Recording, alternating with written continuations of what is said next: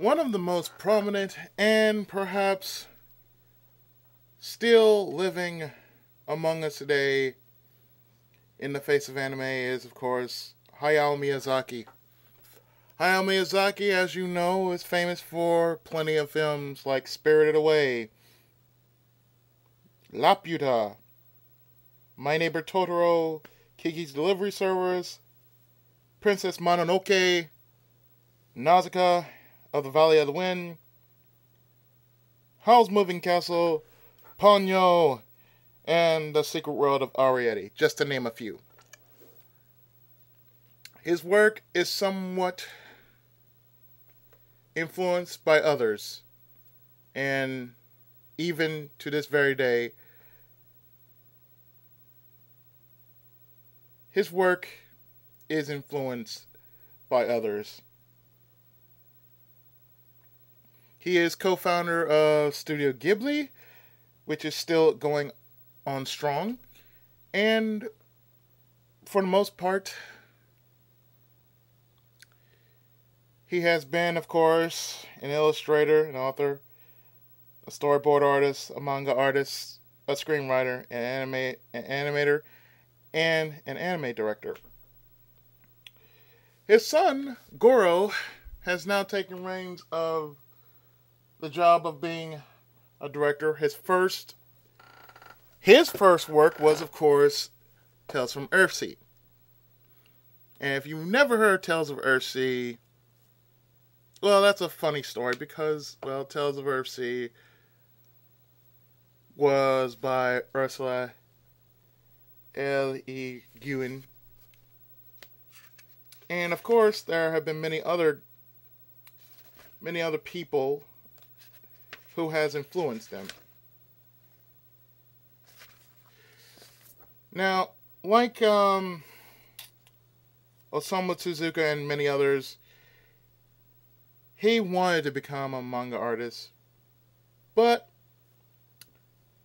he was limited to things like planes, tanks, and battleships, during the war time, post-war, that happens. He fell in love with watching an old anime called The Tale of the White Serpent by Taji Yabushita. And somewhat like I said, he fell in love with the heroine of the movie.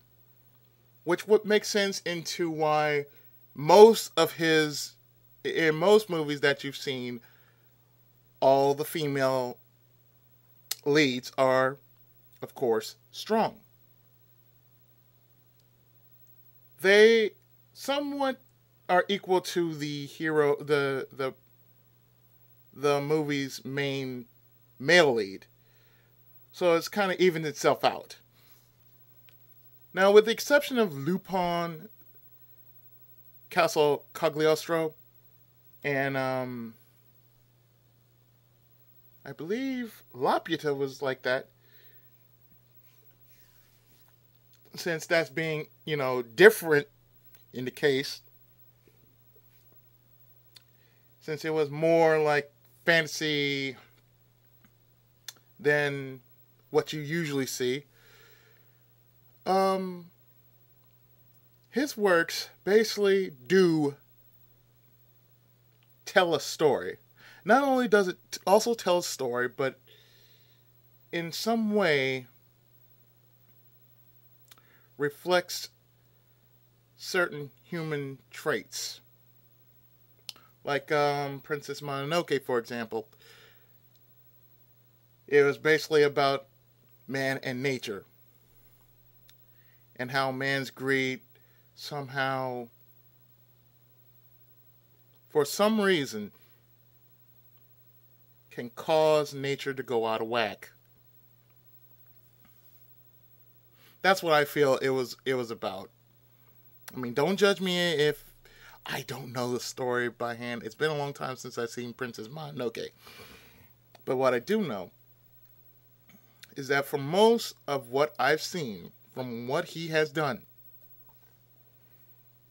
basically he has done plenty of works in the time that he has been given. I mean, he has worked in Toei, Mushi, A-Pro, Nippon, and TMS. All these productions, all these other studios that he has worked in the past, he has basically simply worked for so long, and then he just branched out. And therefore, he was the co-founder of Studio Ghibli, which was established in 1985.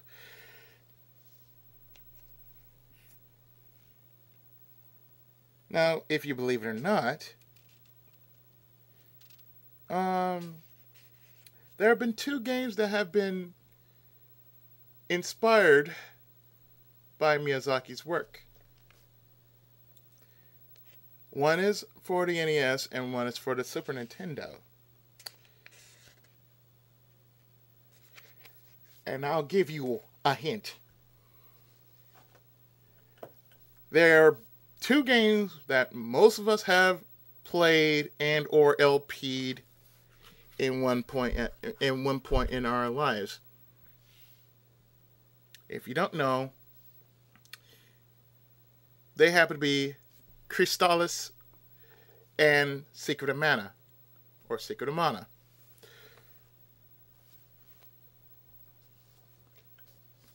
Yeah, believe it or not, yeah. It's because of, the airships, the airships, the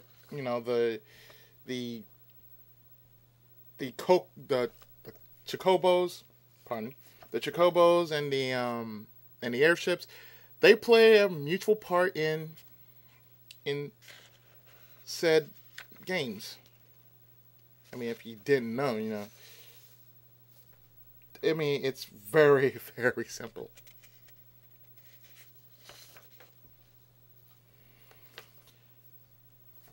Now, like I said, his previous works are influenced by other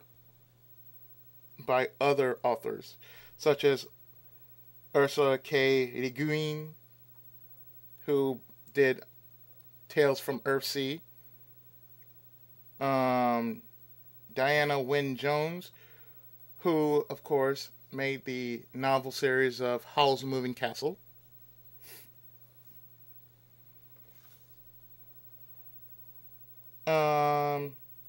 Like I said, he's Hironobu Sakaguchi, who basically cited Miyazaki as inspirations for elements such as the airships and chocobos featured in the Final Fantasy series. And like I said, Crystalis was generally the inspiration behind Nausicaa and the Valley of the Wind, and at the same time, Secret of Mana, which is a beautiful thing in its own right. Now, there's a sad thing about Miyazaki's family life. The thing is, his son Goro, who basically directed the two works, he has two works going for him. One was Tales of Earthsea, and the next one that is coming out next year is Up on Poppy Hill, I believe. That's the title. But the thing is, he doesn't want to somehow follow in his father's footsteps, which is okay. He wants to branch out and make a name for himself.